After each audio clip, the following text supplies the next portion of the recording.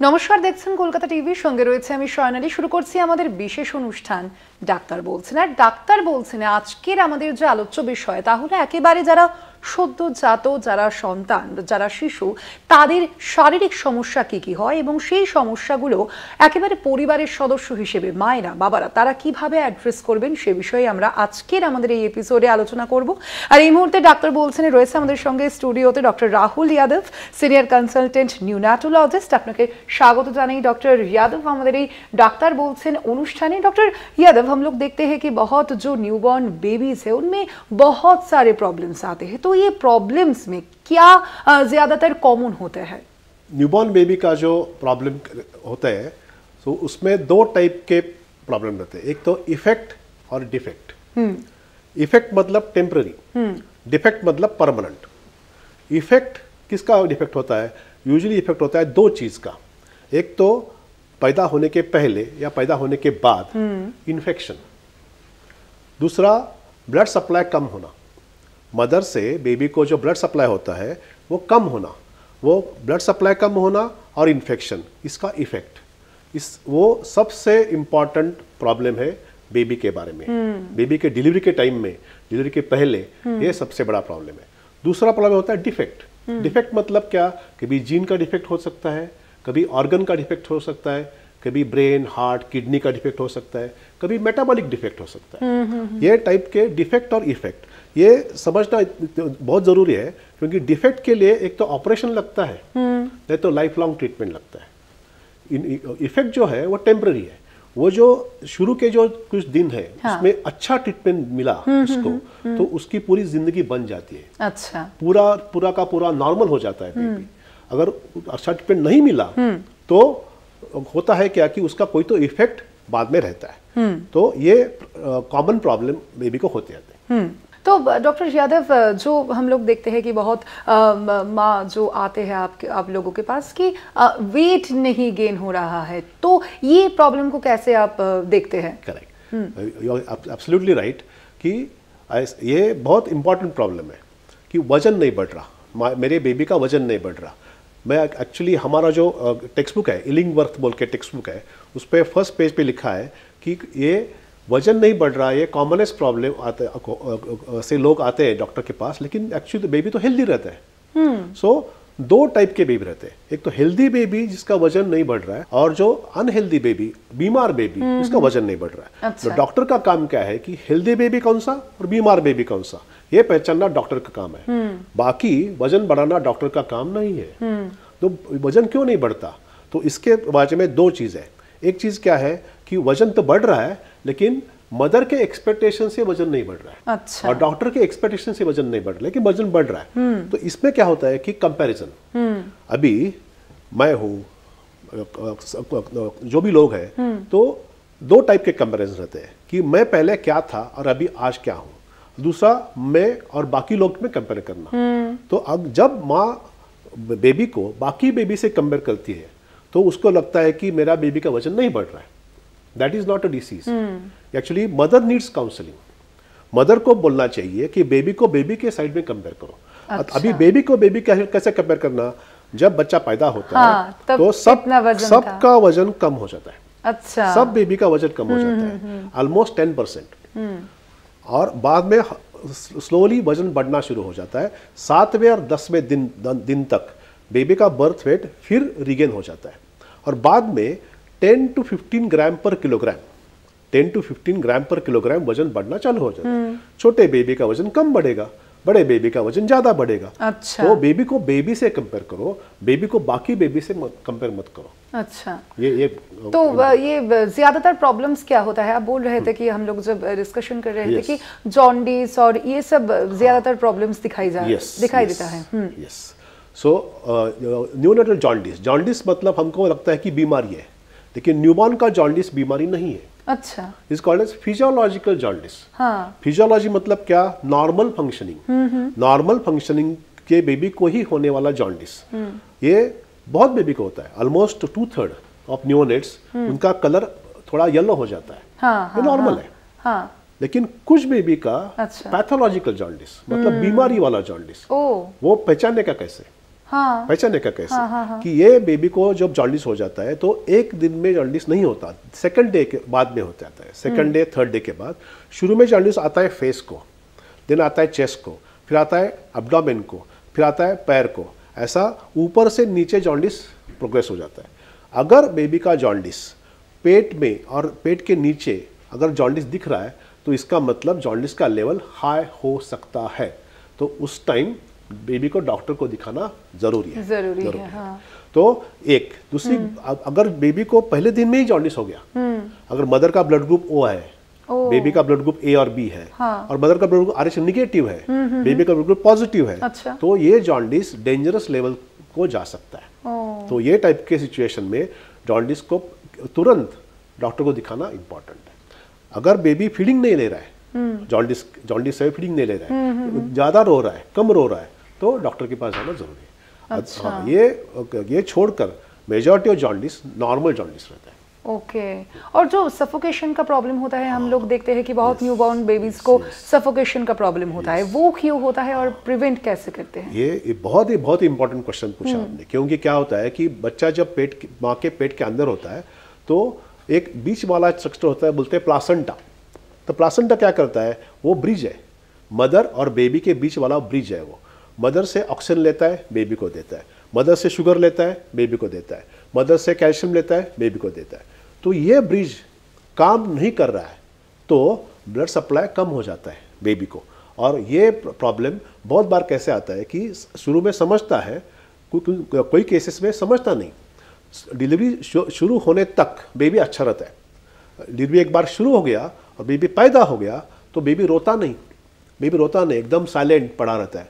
तो we have to resuscitate the baby, means we give artificial respiration to the baby and then make the baby actually cry again, and then this babies improve. Some of them, कुछ baby में brain को effect हो जाता है, तो ये उसको बोलते हैं पेरिनेटल एस्पेक्सिया, और सिंपल टर्म में suffocation.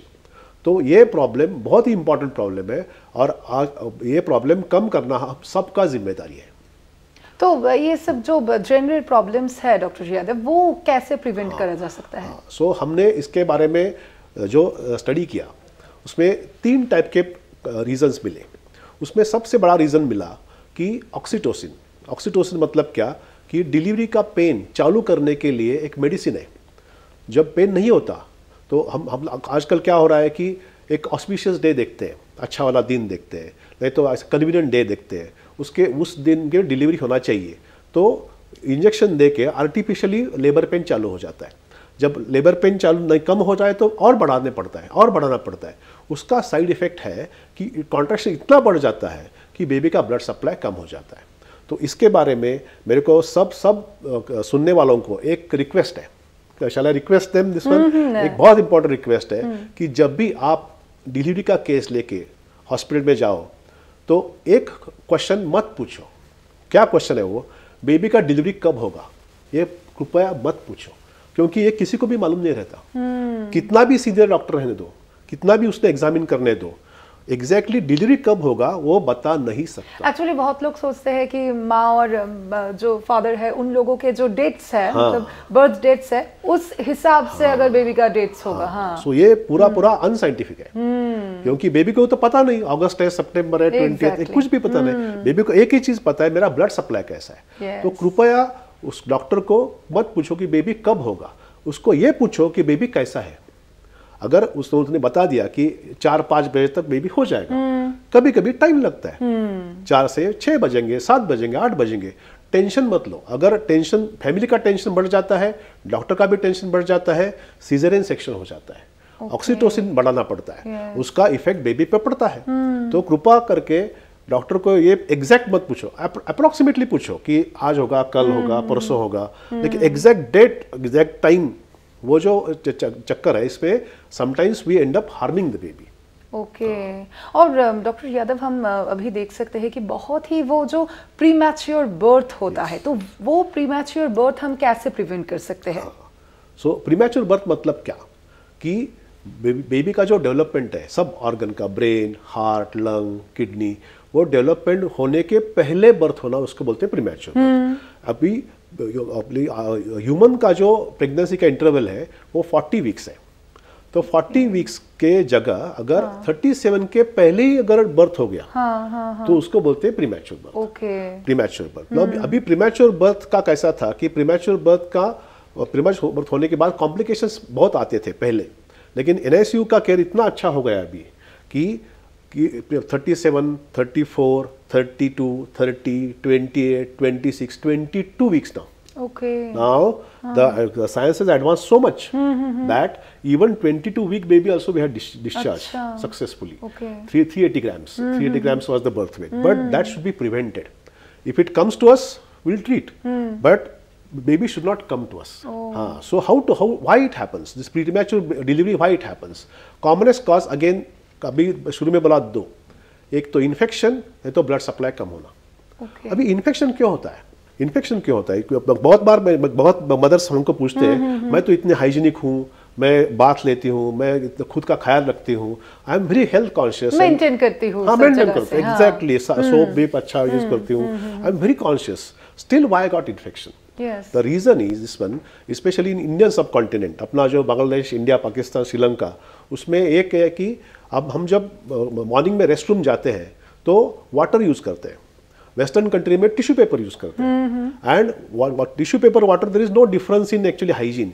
Problem is if after using water हमने ड्राई नहीं किया, वो जो बर्थ कैनाल है और जो बेबी का कैनाल है, बेबी जहाँ से आने वाला है, और यूरिन का होल है और मोशन का होल है, ये नजदीक है। अगर वो साफ सफाई करने के बाद वाटर वैसा का वैसा रहा तो यहाँ का बैक्टीरिया यहाँ जाता है। तो that is the commonest reason of urine infection and infection to the baby. So मेरा और एक रिक्वेस्ट सबसे है कि आज से ही एक हाइजीन की वजह से all the girls, school girls, adult girl, pregnant, non pregnant, everybody, even man, woman, everybody, we should dry the area, because जो बैक्टीरिया रहते हैं उनको मॉइस्चर पसंद है। अच्छा, ड्राइनेस में वो मरते हैं। Okay, dryness kills the bacteria, moisture makes the bacteria alive. Now after साफ सफाई करने के बाद हमने टिश्यू पेपर से, नैपकिन से वो एरिया ड्राई रखा तो इन्फेक्शन नहीं होगा। इतना सिंपल है। दूसरी बात है कि ब्लड सप्लाई, मेरा ब्लड सप्लाई बेबी को अच्छा जा रहा है या नहीं जा रहा है, वो देखने के लिए हम सोनोग्राफी करते हैं, डॉक्टर के पास जाते हैं। पर ये डॉक्टर सोनोग्राफी वो बाहर से देख रहे हैं, बेबी को बाहर से देख रहे हैं। अंदर क्या होता है वो मदर को ज्यादा समझता है। लेकिन वो माँ कैसे समझेगी? वो तो माँ को समझता है कि बेबी कैसा है। तो कैसा समझता है? बेबी के मूवमेंट से। मूवमेंट कैसे रहती है? एक टाइप की मूवमेंट रहती है नॉकिंग मूवमेंट, टक टक टक टक कैसे नॉक करता है बेबी, नॉक। हम उसको नॉकिंग बोलते हैं, लेकिन नॉकिंग वो नहीं रहता, उसका हाथ ऐसा हो रहा है, हाथ और पैर वो नॉक कर रहा है। वो क्या होता है मूवमेंट? छोटा मूवमेंट लेकिन क्लस्टरिंग, लॉट ऑफ मूवमेंट रहता है। एक नॉक नहीं रहता, नॉक 5-6 दबा आता है, फिर गैप होता है, अगेन नॉक आता है। ये एक टाइप का मूवमेंट है। सेकेंड टाइप का मूवमेंट है जंपिंग मूवमेंट, बड़ा वाला मूवमेंट, बिग बेबी जंप करता है। मदर को actually sometimes mother has to stop working and sit, that jumping movement. Third type of movement एकदम स्मूथ फ्लोइंग मूवमेंट रहता है। स्मूथ फ्लोइंग में बेबी ऐसा घूम रहा रहता है, वेव के जैसा। इवन बेबी का जो फादर है उसको भी दिखता है कि बेबी घूम रहा है, मूव कर रहा है। ये 3 टाइप के मूवमेंट ये नॉर्मल है, और ये 3 टाइप के मूवमेंट पे मदर ने एक्चुअली वॉच रखना चाहिए। अच्छा। हाँ, अगर उसको लगा कि एक टाइप का मूवमेंट ज्यादा हो रहा है, एक टाइप का मूवमेंट कम हो रहा है, ओवरऑल मेरा मूवमेंट डबल हो गया है तो आधा से भी कम हो गया है, तो डॉक्टर को मिलो, because that is the first indication. But that also you have to remember that it is not the indication. कभी कभी बहुत बार मदर कभी कभी घबरा के आते हैं हमारे पास ज्यादा। It is sensitive but not specific. Okay. Sensitive मतलब But क्या? you have to understand. हाँ, it is sensitive but not specific. The doctor may or may not act on that. Doctor will do sonography only. But doctor के पास कब जाना ये baby mother को बताता है। अच्छा। हाँ, तो वो सुनो। वो समझना पड़ता है। सुनो। हाँ। Exactly. अच्छा डॉक्टर यादव, हम देखते हैं कि बहुत टाइम्स जो सोनोग्राफी में शायद कुछ डिफेक्ट और प्रॉब्लम्स आता है, और उस टाइम क्या प्रेगनेंसी कंटिन्यू किया जा सकता है या नहीं? Correct. It's a very important question actually she has asked कि सोनोग्राफी में आजकल बहुत समझता है कि बेबी प्रेगनेंसी होते टाइम समझता है कि बेबी को क्या डिफेक्ट है, ये अच्छा नहीं, ये बुरा है, तो घर में बहुत टेंशन हो जाता है कि ये बेबी आगे चल के कैसा होगा, ये बेबी को एक्चुअली कंटिन्यू करेंगे या अबॉर्शन करेंगे, ये डिस्कशन चालू होता है। और उस टाइम बेबी फैमिली का मूड कैसा है, फैमिली का पास्ट एक्सपीरियंस कैसा है, फैमिली में और कोई ऐसा बच्चा पैदा हुआ है नहीं, उस पर डिपेंड ये डिसीजन हो जाता है। Usually it is psychological and social decision, मानसिक और सामाजिक जो प्रेशर्स है इसके वजह से वो डिसीजन हो जाता है। Actually that decision should be scientific and logical.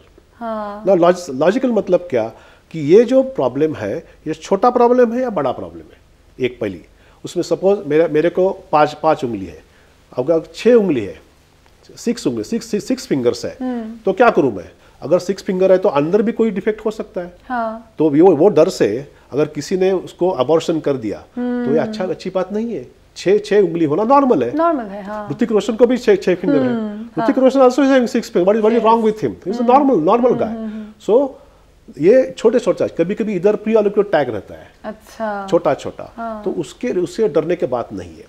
दूसरी चीज, अगर बड़ा प्रॉब्लम है भी तो पूछना चाहिए डॉक्टर को कि ये प्रॉब्लम को ट्रीटमेंट है या नहीं है। ट्रीटमेंट है तो ट्रीटमेंट करो। तीसरा प्रश्न, अगर ट्रीटमेंट हो गया, सक्सेस भी हो गया, आगे चल के उसका लाइफ पे कोई इफेक्ट पड़ेगा क्या, उसका ब्रेन पे, उसके कंडीशन पे। तो ये जो डिसीजन है, third part is very important part. ये थर्ड पार्ट के लिए no one doctor can give the solution. अगर ऐसा सोनोग्राफी में आता है तो एक राउंड टेबल कॉन्फ्रेंस होना चाहिए डॉक्टर्स का। उसमें कौन कौन होना चाहिए? सोनोलॉजी एक्सपर्ट, बच्चे का डॉक्टर, ऑपरेशन का डॉक्टर और कोई मदर का डॉक्टर। ये सब मिलके अवेलेबल डाटा, अवेलेबल एविडेंस देखने के बाद डॉक्टर ने फैमिली को बताना चाहिए कि अबॉर्शन अच्छा है या कंटिन्यू करना अच्छा है। अच्छा। बिकॉज साइंस आगे जा रहा है। एक एग्जांपल देता हूं मैं छोटा सा। पहले एक था कि डायफ्रामेटिक हर्निया, मतलब क्या कि ये पेट और चेस्ट के बीच में डायफ्राम रहता है। अगर ये डायफ्राम डिफेक्ट है, पूरा पेट का कंटेंट लंग में आता था। उसका मैंने प्रैक्टिस शुरू किया तो इस टाइप के बेबी को almost 80% babies use to actually expire and only 10% 20% use to survive. Now I have seen that almost 90 to 100% babies are surviving. So हमें क्या चाहिए कि अभी यह टाइप के डिफेक्ट को ट्रीटमेंट है या नहीं है।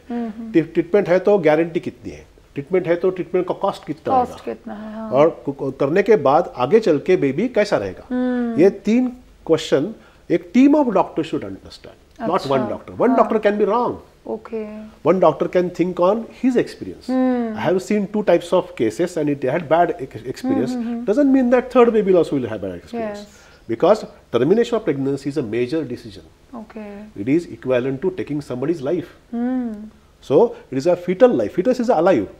Babies are not born on their birthday. Babies are born 9 months earlier. So actually it is an individual. So we have to respect that human right of the baby. And any defect होता है तो doctor के team के consult करके then we have to come to conclusion. Okay. और doctor Yadav, हम बहुत time देखते हैं कि कुछ कन्वर्शन होता है और फिट होता है कुछ न्यूबॉर्न बेबीज में। वो नेचुरल है, नॉर्मल है या एबनॉर्मल है, कैसे समझेंगे? It's a very important question. Normal movement baby का और फिट का मूवमेंट, झटका, कन्वर्जन, सीजर्स, वो कैसा डिफरेंट करने का। तो I will show you little bit. Suppose baby is moving like this, this movement is happening. This movement you can see it is symmetrical. अगर हाथ पकड़े तो बंद होता है, okay. हाथ छोड़ दिया तो फिर चालू होता है, पकड़े तो बंद होता है। This is called jitteriness. अच्छा। jitteriness, तो jitteriness ये फिट नहीं है। okay. ये jitteriness फिट नहीं है। दूसरा चीज होता है कि बच्चा जब सोता है तो एकदम झटके से ऐसा हो जाता है। This is called myoclonus. This is called sleep myoclonus, जो स्लीप के टाइम में होता है। ये दोनों भी मूवमेंट मैंने दिखाए, ये नॉर्मल है, ये झटका नहीं है, ये फिट नहीं है। मगर फिट है क्या? तो जब उसका जो मूवमेंट है वो ऐसा होना शुरू हो जाता है, एक रैपिड कंपोनेंट, एक slow component, rapid component, slow component, ऐसा होता है। शुरू में एक साइड में होता है, फिर दूसरे साइड में चालू होता है, फिर पैर को करता है। इसको बोलते हैं फिट्स, क्लोनिक कन्वर्जेंस। कभी कभी क्या होता है कि बेबी ऐसा स्टेरिंग करता है, staring, he is just staring and he is like wide eyed looking like this. Or sometimes baby keeps on doing the same movement again and again, pedaling, rowing, again and again, and at that time वो respond नहीं कर रहा है। अच्छा। Mother को respond नहीं कर रहा है, ये फिट है। So फिट है या नहीं है, उसका वो जो डायग्नोसिस है वो घर में होता है। और अगर आपको डाउट है तो उसका वीडियो निकालो डॉक्टर को दिखाने के लिए। हाँ। क्या होता है डॉक्टर के पास जाए तो वो मूवमेंट नहीं होता डॉक्टर नहीं के होता है, वो पास, समझ नहीं पाते डॉक्टर बोलता है तो अच्छा दिख रहा है, घर ही लेके जाओ, हाँ, फिर होता है। तो it better to now we have got everybody has got mobile, take a small video of it and then show this to doctor, then doctor will actually tell you exactly this is fit और not fit. Okay तो मतलब exact this time पे घर वालों को क्या करना चाहिए? कुछ भी नहीं करना चाहिए, कुछ भी नहीं करना चाहिए, बिकॉज वो जो भी करने का कोशिश करेगा तो वो हार्म करेगा बेबी को। कुछ भी नहीं, फीडिंग तो बिल्कुल नहीं करना चाहिए उसको, कुछ आवाज विवाज कुछ नहीं, just during that period conversion के टाइम में एक करने का कि बेबी का चिन और बेबी का चेस्ट उसमें 1 फिंगर का डिस्टेंस चाहिए। अच्छा। हाँ, अगर बहुत बार क्या होता है कि मदर डर जाती है और बहुत नजदीक रखती है बेबी रखती है। हाँ, हाँ, ऐसे शी फील्स कि बेबी को ऐसा पकड़ा तो अपने आप चला जाएगा नहीं चला है। उसका जो भी अगर फिट है तो होल्ड करने से चला नहीं जाएगा। हाँ, तो जब ऐसे होल्ड करते हैं तो बेबी का फ्लेक्शन हो जाता है, उसमें सांस लेने में परेशानी हो जाता है। अच्छा। सो जस्ट बेबी को ऐसा आराम से रखो, see to it that there is 1 finger gap, 1 finger gap between chin and sternum. Never use pillow for a newborn baby. Pillow use नहीं करने का, पिलो जो यूज करते हैं बड़े लोग तो उससे बेबी का फ्लेक्शन हो जाता है। किस में सुलाएंगे? हाँ, तो straight babies don't need pillow. Okay. हाँ, बहुत लोग सरसों का एक पिलो यूज करते हैं, वो अच्छा है या नहीं? नहीं, कोई भी पिलो मतलब क्या होता है, हमारा इंटेंशन क्या है कि वी आर थिंकिंग कि हमें क्या लगता है हमें जो पसंद है वो बेबी को पसंद है, लेकिन बेबी को पिलो नहीं चाहिए, बेबी को स्ट्रेट चाहिए और उसका जो गैप है चिन और चेस्ट का 1 फिंगर का डिस्टेंस चाहिए, तो बेबी सेफ है। हाँ डॉक्टर यादव, बहुत लोग हैं कि वो घर में एसी यूज करते हैं, तो एसी बेबीज के लिए अच्छा होता है? Yes, absolutely fine, because AC is now integral part of our Indian homes. AC is there. Now only thing is that there are some guidelines. guidelines क्या है AC guideline? Direct blast baby पे नहीं आना चाहिए। अच्छा। Direct blast नहीं आना चाहिए। दूसरी चीज, along with AC there should be air change. ऐसा पूरा का पूरा क्लोज सिस्टम और एयर चेंज नहीं हो रहा है, ऐसा नहीं होना चाहिए।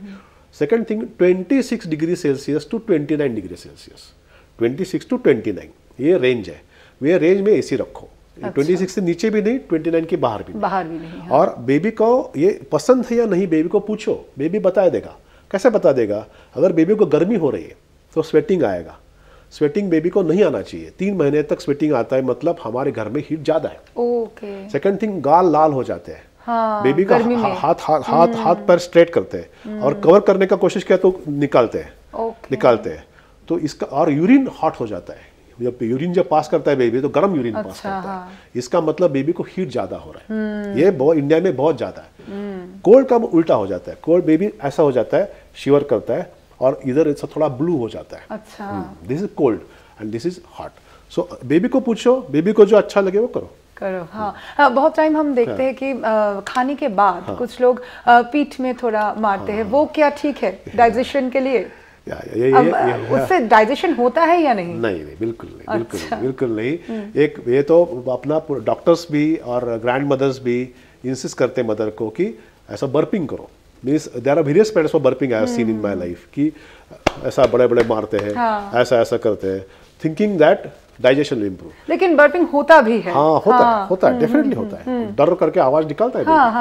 नाउ डर करके जब आवाज निकालता है तो घर वाले सब खुश हो जाते हैं, वाह बर्पिंग किया, इसका मतलब अच्छा हो गया। लेकिन एक काम करो कि अपने खुद को वो बेबी के जगह इमेजिन करो कि आपने खाना खाया है और खाना खाने के बाद 3-4 लोग आपके पेट पे ऐसे मार रहे हैं, कोई पीठ पे मार रहा है और फ्रस्ट्रेट होके जब एयर बाहर आ गई तो सब खुश हो गए, सो गए। ऐसा नहीं होता, क्योंकि हाँ स्टडीज हैव शोन, स्टडीज किया है इसके बारे में, स्टडीज हुआ है कि क्या हुआ है, पीजीआई चंडीगढ़ में स्टडी हुआ है, that was actually done by nurses, Mrs Kaur, she has done a very good study. What उसने क्या किया कि मदर इन्फेंट डायड, उसका जो जोड़ी है कंपेयर किया, एक लोगों को बर्पिंग सिखाया, अच्छा। एक लोगों को बर्पिंग नहीं सिखाया, नहीं मत करो ऐसा बोला, और उसको 1-2 साल तक फॉलो किया कि कैसा होता है, क्या होता है। जो कोलिक है, पेट में पेन होने का, वो दोनों में सेम था। अच्छा। और उल्टी का जो रिफ्लक्स है, रिवर्स बोलते हैं, रिफ्लक्स, गैस्ट्रो इसोफेजियल रिफ्लक्स, मतलब पेट से मिल्क उल्टा आना और बेबी उल्टी करने का हो जाता है। वो बहुत 4 से 5 times more in burping group. Okay. Means burping cause vomiting, उल्टी होता है। और वो बर्पिंग बेबी के लिए सेफ बिल्कुल नहीं है।